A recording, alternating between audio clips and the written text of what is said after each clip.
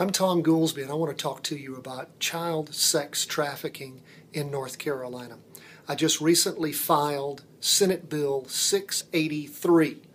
That is something called safe harbor legislation.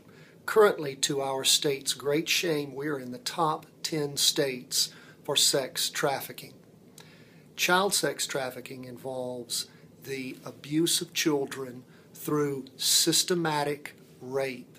That is, putting children out on the street, making them be sex slaves, prostitutes. You might think, well, that doesn't really happen in North Carolina, does it? Yes, it does. We're number 8 in the nation, and we have to stop this crime. How are we going to do that? I'm excited about what this legislation does, is it totally revamps how we deal with prostitution in our state in general and child prostitution specifically. First, it goes after the pimps. Those are the sex traffickers, the people who make the money on sex trafficking. How big is sex trafficking money-wise? Get this figure, $32 billion a year in this nation. It is second only to the trafficking in narcotics. So, what do? First, we up the punishment for trafficking in children to at least a Class C felony. The highest felony is an A, all right? Years in jail. It goes all the way up, depending on the circumstances, from a Class C to potentially a Class B1 felony. Years in jail. What happens also with the property, the illicit proceeds, the profits that these pimps, sex traffickers made? The state seizes those. Monies are placed into victim compensation funds for these children that are abused. So we put them in jail, we take their stuff. The next thing that we do, we already have legislation that's gone forward out of the Senate, turns those sex traffickers into sex offenders. We're continuing to follow up on that legislation. Next, what do we do with the Johns?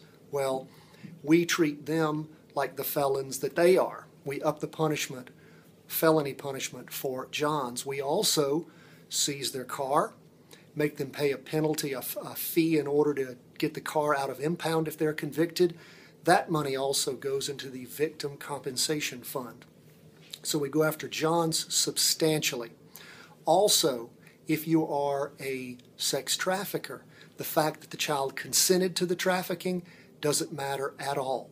The fact that you were not sure about the child's age, she told me she was 18, so it's not child sex trafficking, it's just sex trafficking. She's really 16, too bad. You go to jail. It's your problem, not the child's that they lied about their age. You're going to jail, just like we do with statutory rape right now. Then, what do we do about the victims themselves? Well, currently under our law, if you're arrested for prostitution, you're treated like a criminal. If you're a child, you go through the juvenile court route. If you're an adult, that is at 16 in our state, you are treated like an adult between 16 and 18, of course. You're still a child for most purposes. Well, automatically what happens upon arrest, law enforcement is required to contact the Department of Social Services. The children are put into temporary protective custody immediately. The director of the Department of Social Services, within 24 hours of the report, is to do a child abuse survey and start providing services for these children who are put in temporary custody, not in jail. In fact, our law changes it. You cannot prosecute a minor for sex trafficking.